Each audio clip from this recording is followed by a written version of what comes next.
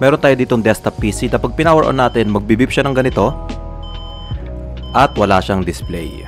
Mapapansin nyo rin na naka full speed yung ating fan dito guys. Ayan o.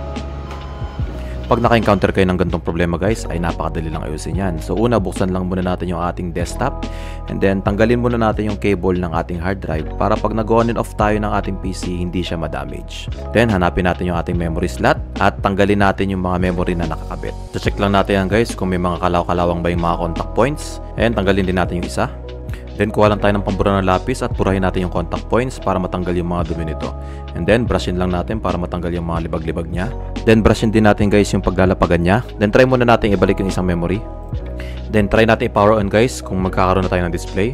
So nakailaw na siya guys. And then check natin sa ating monitor.